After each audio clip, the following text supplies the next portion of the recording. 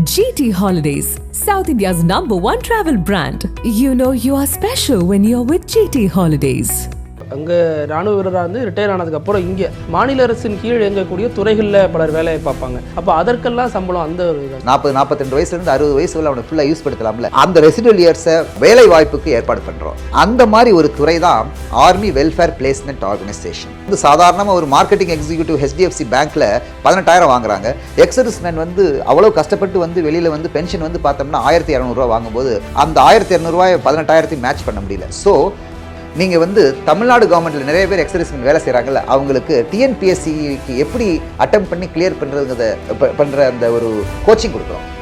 Vehicle டிரைவர்ஸை கேட்டிருக்காங்க ஜப்பானில். So some major so அந்த இதுக்கு நாங்கள் என்ன செஞ்சுருப்போம், யாராட்டெல்லாம் பாஸ்போர்ட் இருக்குது, யாராட்டெல்லாம் வந்து டிரைவிங் லைசன்ஸ் ஹெவி இருக்குது, அவன் கேட்டிருப்பான் எனக்கு 15 வருஷம் சர்வீஸில் எக்ஸர்விஸ்மென் வேணும்னு. ஸோ புதுசாக இருக்குது சார், தான் மாநில அளவில் வேலை பார்ப்பாங்கன்னு தெரியும், வெளிநாடுகளுக்கும் நம்ம வெளிநாடு அனுப்பிச்சிருக்கோம்.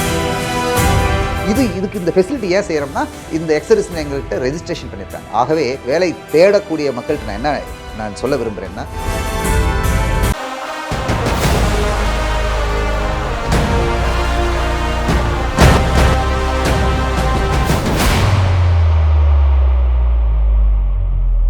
நான் எந்த இடத்துல தெரிஞ்சுக்க விரும்புகிறேன்னா சார், இப்போ அங்கே ராணுவ வீரராக ரிட்டையர் ஆனதுக்கப்புறம் இங்கே மாநில அரசின் கீழ் இயங்கக்கூடிய துறைகளில் பலர் வேலையை பார்ப்பாங்க. அதாவது இப்போ பேருந்து சம்மந்தப்பட்ட வேலையாக இருக்கலாம், அல்லது அவங்க மாநில அரசு நடத்தக்கூடிய பல்கலைக்கழகத்தில் செக்யூரிட்டி அந்த மாதிரியான வேலையாக இருக்கலாம். அப்போ அதற்கெல்லாம் சம்பளம் அந்த ஒரு இதாக. It's very interesting question. இது நான் இன்னொரு விஷயங்களும் வர்றேன். எப்படி நம்ம வந்து ஒரு எக்ஸர்விஸ்மெனுக்கு வாழ்வாதாரத்துக்கு ஒரு பென்ஷன், அவன் நல்ல சுகமாக வாழ்கிறதுக்கு ஒரு எக்ஸர்விஸ்மென் கான்ட்ரிபியூட்டரி ஹெல்த் ஸ்கீமுக்குரிய மெடிக்கல் ஃபெசிலிட்டிஸ், அதே மாதிரி அவன் வந்து அவனுடைய ரெசிடுவல் இயர்ஸ் 40-42 வயசுலேருந்து 60 வயசு வரை அவனை ஃபுல்லாக யூஸ் படுத்தலாம்ல. அந்த ரெசிடுவல் இயர்ஸை யூஸ்ஃபுல் எம்ப்ளாய்மெண்ட்டுக்காக நாங்கள் வந்து என்ன செய்கிறோம்னா வேலை வாய்ப்புக்கு ஏற்பாடு பண்ணுறோம். அந்த மாதிரி ஒரு துறை தான் army welfare placement organisation. Army welfare placement organisation. இதை பற்றி ஒரு விலாவாரியாக ஒரு 10 மினிட்ஸ் நான் உங்களுக்கு சொல்கிறேன். ஆர்மி வெல்ஃபேர் பிளேஸ்மெண்ட் ஆர்கனைசேஷனுங்கிறதுனுடைய ரிக்குவயர்மெண்ட் ஏன் வந்ததுன்னு சொல்கிறேன். ஃபஸ்ட்டு எப்படின்னா ஹிஸ்ட்ரி ரொம்ப முக்கியம், வரலாறு முக்கியம் பிருத்வி அவர்களே. ஏன்னா வரலாறுலேருந்து நமக்கு வந்து கான்டெக்ஸ்டுவலைசேஷன் கரெக்டாக இருக்கும். அதுக்கப்புறம் அங்கேருந்து அடுத்த மைல்கல் நமக்கு கரெக்டாக தெரியும். ஓகே, இப்போது 1991 இந்தியா வந்து ஒரு லைசன்ஸ் ராஜுங்கிற ஒரு இறுக்கமான கட்டமைப்பிலிருந்து இந்திய பொருளாதாரம் வந்து ஓப்பன் அப் பண்ணாங்க. யார் ஓப்பன் அப் பண்ணாங்க? அப்போ இருந்த honourable prime minister mister Narasimha Rao and doctor மன்மோகன் சிங் அவருடைய ஃபைனான்ஸ் மினிஸ்டர் இருந்தாங்க. அவங்களுக்கு கீழே ஸ்டேட் ஃபைனான்ஸில் யார் இருந்தாங்க? மிஸ்டர் சிதம்பரம் இருந்தார். இவங்க 3 பேரும் சேர்ந்து ஒரு நல்ல ஒரு பிளானை செஞ்சு, இதுவரையிலும் இந்தியா வந்து ரொம்ப சின்ன நாடுகள், அதனுடைய பொருளாதாரம் வந்து மச் பிலோ 1 ட்ரில்லியனாக இருந்தது. அதில் வந்து நம்ம என்ன செய்ய முடியாது, அதை பழைய முறைப்படி செய்ய முடியாது அப்படின்ட்டு ரெட் டேப்பிசம் சொல்லக்கூடிய சிவப்பு நாடா பொருளாதாரமாக இருந்தது. அதை என்ன செஞ்சாங்க, ஓப்பன் பண்ணிவிட்டு லைசன்சஸ் எல்லாம் ஃப்ரீ பண்ணாங்க. ஃப்ரீ பண்ணும்போது சிவில் சொசைட்டி என்னது, எக்கனாமிக்ஸ், கார்பரேட்ஸ், பெரிய பெரிய கம்பெனிஸ்லாம் வேகமாக வளர ஆரம்பிச்சது. வேகமாக வளர ஆரம்பிக்கும்போது அவங்களுடைய சேலரி இன்க்ரீஸ் ஆச்சு. சடனாக 3 டிஜிட்டில் 999 சேலரி வாங்கிக்கிட்டு இருந்த மக்கள் திடீர்னு 4 டிஜிட்டில் வாங்க ஆரம்பிச்சிட்டாங்க. சடனாக 4 டிஜிட்டில் வாங்கக்கூடிய 10,000 கீழே வாங்கிக்கூடிய மக்கள் என்ன செஞ்சிட்டாங்க, எம்ப்ளாயீஸ் வந்து 5 டிஜிட்டில் வாங்கிட்டாங்க. ஆனால் எக்ஸர்விஸ்மெனோட பென்ஷன் வந்து ஆல்ரெடி என்னவாக இருந்தது, 340, 450, 220 இப்படி இருந்தது. ஸோ லார்ஜ் வேரியேஷன் இருந்தது. வெளியில் வந்து பார்த்தா ஒருத்தர் வந்து சாதாரணமாக ஒரு மார்க்கெட்டிங் எக்ஸிக்யூட்டிவ் HDFC பேங்க்கில் 18,000 வாங்குறாங்க.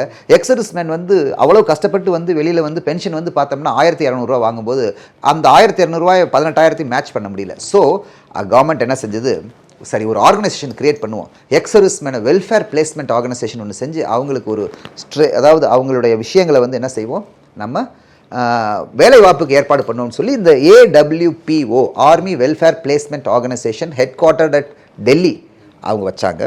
அங்கேருந்து அதே மாதிரி மாநிலத்துக்கு ரீஜனல் ஆஃபீஸஸ்ன்னு சொல்லிட்டு, இப்போ சென்னையில் நம்ம வந்து ரீஜனல் ஆஃபீஸ் சென்னையில் வந்து ஃபோர்ட் செக்ரட்டேரியட்டுக்கு பக்கத்தில் ஃபோர்ட்லேயே இருக்குது. அதே மாதிரி திருவனந்தபுரத்தில் ஒரு ரீஜனல் ஆஃபீஸ் ஃபார் கேரளா இருக்குது, ஒரு ஸ்டேட்டுக்கு இருக்குது. இந்த சென்னையில் இருக்கிற ரீஜனல் ஆஃபீஸ் வந்து தமிழ்நாடு, புதுச்சேரி, காரைக்கால், அந்தமான், நிக்கோபார் இந்த இருக்கிற எக்ஸர்விஸ்மெனை கவர் பண்ணுது. இவங்களுக்கு என்ன செய்யுது, AWPO ரீஜனல் ஆஃபீஸ் வந்து அவங்களுடைய வேலை வாய்ப்புக்கு ஏற்பாடு பண்ணுது. ஓகேங்களா? அந்தமான் நிக்கோபாரில் ஒருத்தருக்கு வேலை பண்ணாலும் இங்கே தான் வந்து ஆமாம், எக்ஸ் சர்வீஸ்மேன். ஆனால் அங்கே அந்தமான் நிக்கோபார் ஐலாண்ட்ஸ்லையோ அல்லது புதுச்சேரி காரைக்கால்லையோ இருக்கிறது ரொம்ப மெயின்லி வந்து தமிழகத்தில், அதுவும் தமிழகத்தில் எக்ஸ் சர்வீஸ்மேன் எப்படி 2 கிளஸ்டரில் நிறையா இருக்கிறாங்க. ஒன்று வேலூர் கிளஸ்டர் ஒன்று நிறையா இருக்குது, இன்னொன்று தேனி கிளஸ்டரில் இருக்குது. ஸோ இதை நாங்கள் கவனித்து வச்சு பார்த்துக்கிட்டு இருக்கிறோம். இப்போது இந்த மாதிரி 15 வேலைவாய்ப்பு ரீஜனல் ஆஃபீஸஸ் இருக்குது எங்கே ஆல் ஓவர் இந்தியா. இது இல்லாமல் பிளேஸ்மெண்ட் செல்லுன்னு ஒன்று வச்சுருக்காங்க. எங்கெங்கெல்லாம் எக்ஸர்விஸ்மென் ரிட்டையர் ஆகும்போது வெளியே போகிறாங்கல்ல, அவங்கள கவனித்து அவங்கக்கிட்ட எப்படி தன்னோட இன்வெஸ்ட்மெண்ட் பண்ணணும், எப்படி கொண்டு வந்த பணத்தை சேஃபாக வைக்கணும், எப்படி அடுத்த வேலைக்கு அப்ளை பண்ணணும், எப்படி சிவி கிரியேட் பண்ணணும், எப்படி வந்து ரெஸ்யூம் ரெடி பண்ணணும், என்னென்ன ஆப்பர்ச்சுனிட்டிஸ் இருக்குது அப்படிங்கிறதுக்கு ஒரு மிலிட்ரியிலேருந்து ரிட்டையர் ஆகும்போது அவங்க வந்து அவங்களுடைய இந்த இடத்துக்கு போவாங்க. அதாவது ரெஜிமெண்டல் சென்டர் இருக்குது தமிழ்நாட்டை பொறுத்தவரை ஒன்று இருக்குது, எம்ஆர்சி மெட்ராஸ் ரெஜிமெண்டல் சென்டர் வெலிங்டனில் இருக்குது. அந்த வெலிங்டனில் இருக்கிற ரெஜிமெண்டல் சென்டர்லேருந்து போயிட்டு அங்கேருந்து அவங்க ஃபினிஷ் பண்ணி வெளியே வருவாங்க. அப்போ நாங்கள் என்ன அங்கேயே அவங்களுக்கு என்ன செஞ்சிடறோம், சில சர்டிஃபிகேஷன்ஸ் கொடுத்துட்றோம், சில வேலைவாய்ப்புக்குள்ள யுத்திகளை சொல்லி கொடுத்துட்றோம், எப்படி சிவி ரெடி பண்ணணும்னு சொல்லி கொடுத்துட்றோம். அந்த பாயிண்டில் தான் நீங்கள் வந்து தமிழ்நாடு கவர்மெண்ட்டில் நிறைய பேர் எக்ஸர்விஸ்மென் வேலை செய்கிறாங்கல்ல, அவங்களுக்கு டிஎன்பிஎஸ்சிக்கு எப்படி அட்டம் பண்ணி கிளியர் பண்ணுற அந்த ஒரு கோச்சிங் கொடுக்குறோம், கோச்சிங் கிளாஸஸ். அதே மாதிரி இப்போ புதுமையான விஷயங்கள் வந்துருக்குது, solar technician, drone technician, drone pilots, இந்த மாதிரி விஷயங்கள்லாம் இப்போ அதெல்லாம் ஸ்கீமில் ரெடி பண்ணிகிட்டு இருக்கிறோம். ஸோ வேலைவாய்ப்பு 2 பக்கம், ஒன்று ஆல்ரெடி அவைலபிள் ஒர்க்குக்கு உன்னை தயார் பண்ணி அனுப்புறது எக்ஸர்விஸ்மென்னை போகும்போது, செகண்டு புதுமையாக வேலைகள் வர்றதை அப்ஸ்கில் பண்ணி அனுப்புறது. ஸோ தட் அவங்க வந்து வெளியில் போய் என்ன செஞ்சிருவாங்க, அவங்க வேலையை பார்த்து தேடிக்குவாங்க. ஸோ தேர்ஃபோர் இந்த சிவிலில் இருக்கிறவங்க நிறைய சம்பளம் வாங்கிட்டு இருந்தாங்க, பென்ஷன் கம்மியாக இருக்கும்போது இந்த டிஸ்பாரிட்டி இருக்கு இல்லைங்களா, இந்த டிஃப்ரென்ஸ் வந்து மேட்சப் ஆகிடுச்சு. ஸோ தட் எவ்ரி எக்ஸர்விஸ்மென் தன்னுடைய குடும்பத்தோட ஒரு ரெஸ்பெக்டபிள் லைஃப் அண்ட் வாழ்க்கையை நல்ல முறைப்படி செய்யலாங்கிற ஒரு ப்ரோக்ராம். ஸோ இந்த ஆர்கனைசேஷன் என்னென்னா, இதில் மெத்தட் எப்படின்னா, ஒவ்வொரு எக்ஸர்விஸ்மென்னும் என்ன செய்யணும், வெளியே வந்த உடனே ரெஜிஸ்டர் பண்ணணும். இதுக்கு பேர் வந்து ரெஜிஸ்ட்ரேஷன் இன் AWPO, ஆன்லைனில் ரெஜிஸ்டர் பண்ணிக்கலாம். அந்த ரெஜிஸ்ட்ரேஷன் பண்ணுறதுக்கும் இந்த ரீஜனல் ஆஃபீஸ் சென்னை என்ன செய்யுது, ஹெல்ப் பண்ணுது. ஓகேங்களா? செகண்ட் வந்து ஒன்ஸ் ரெஜிஸ்டர் பண்ண உடனே நாங்கள் எப்படி ஃபங்க்ஷன் பண்ணுறோம்னா, இந்த பக்கம் எக்ஸர்விஸ்மென் வேலை கேட்டு வர்றாங்க, நீங்கள் வெளியே கூட பார்த்துருக்கலாம், ஒரு போர்டு இருந்தது, ஜாப் சீக்கர்ஸ், ஜாப் ப்ரொவைடர்ஸ்.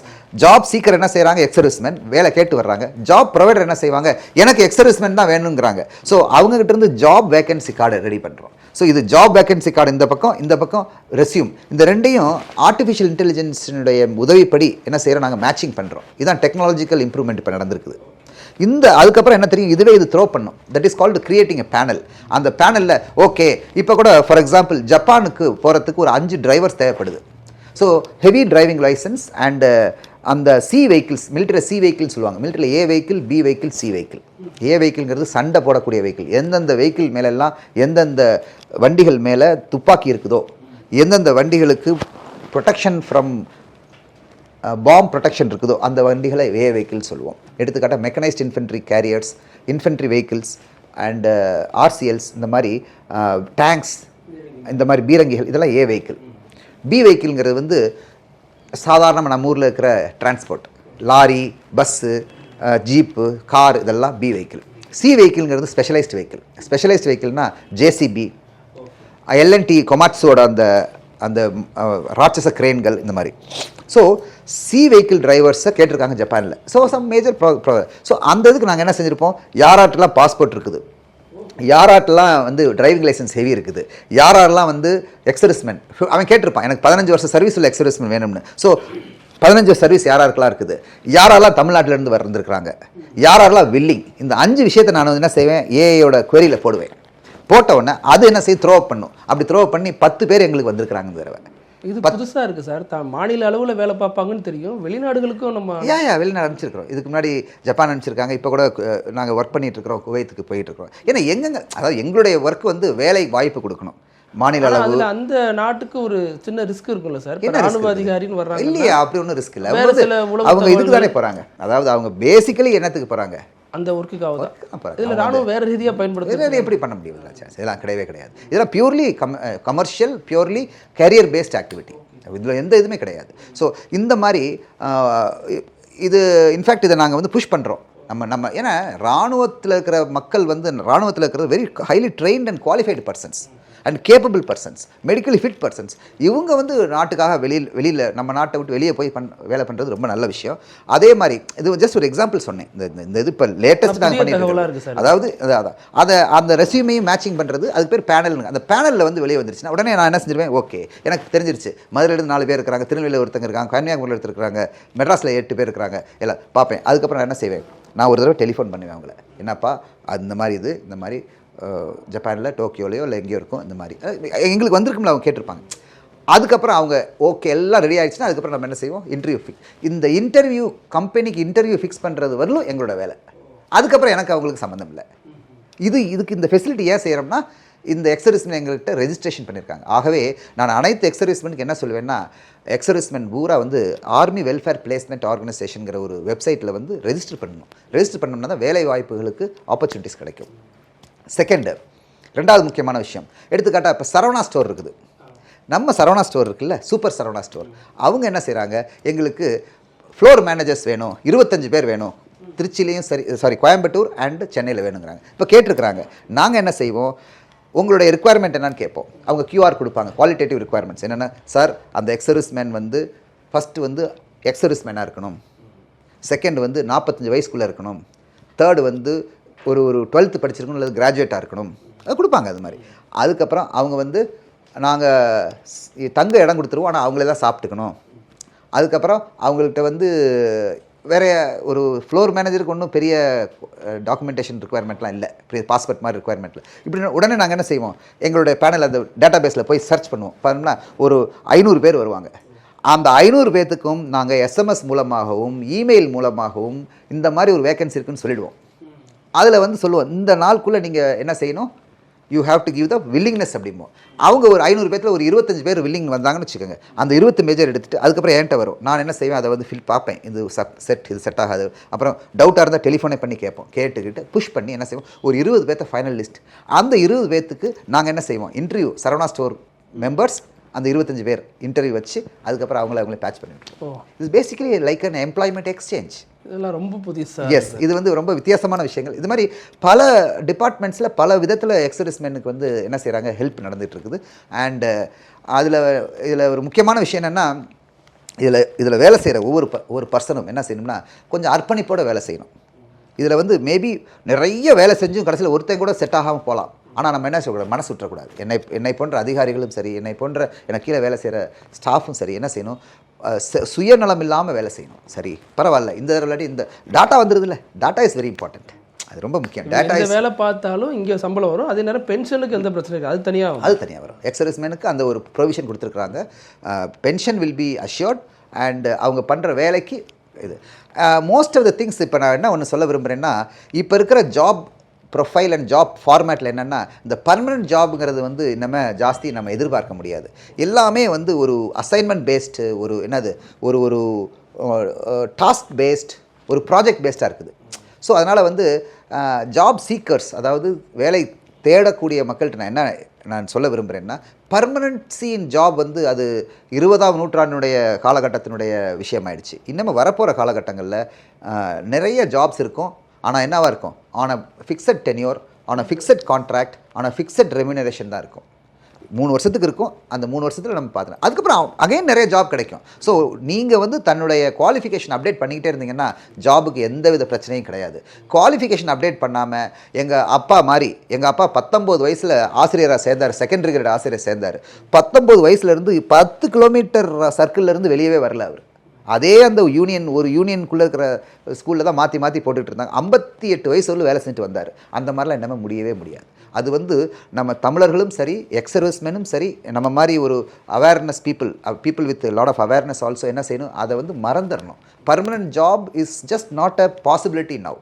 21ஆவது நூற்றாண்டில் வந்து jobs, tasking, projects will be changing. ஆனால் ஜாப் நிறையா இருக்கும், ஆனால் பர்மனெண்ட். எங்கள் அப்பா மாதிரி நான் வந்து 19 வயசில் சேரவே 58 வயசில் வெளியே வருவேன்னு எதிர்பார்க்கறது முடியவே முடியாது. ஸோ அதனால் அண்ட் இன்னொரு ஐ திங்க் ரீசெண்ட் லேபர் கோடில் என்ன போட்டிருக்கிறாங்கன்னா கிக் ஒர்க்கர்ஸ்ன்னு சொல்லியிருக்கிறாங்க. அதுக்கும் நிறையா பார்த்துங்க. இப்போ ஜாபே வேண்டாம், அதாவது அவன் எனக்கு ஜாபே போக வேண்டாம்டா, நான் ஆப்பை ரெடி பண்ணுவேன், ஸ்விக்கியில் போடுவேன், தட்டுவேன், வந்தால் போகணும், அந்த மாதிரி அந்தளவு. ஸோ 3 டைப் ஆஃப் இப்போ வந்து தமிழ் இந்தியன் சொசைட்டியில் வந்து ஜாப் மார்க்கெட்டில் ப்ரொஃபைலில் 3 டைப் ஆஃப் ப்ரொஃபைல். ஒன்று பழைய பர்மனெண்ட் ஜாப் இருக்குது, அது முடிய போகுது, அந்த சகாப்தம் முடிய போகுது. Second project based, tenure based, remuneration based, fixed tenure jobs இருக்குது, 3 வருஷம் 4 வருஷம். அது இன்னமே மோஸ்ட் ஆஃப் த ஜாப்ஸ் அப்படி தான் வரும். அண்ட் இன்னொன்று இருக்குது, என்ன இருக்குதுன்னா, அதாவது கிக் ஒர்க்கிங்.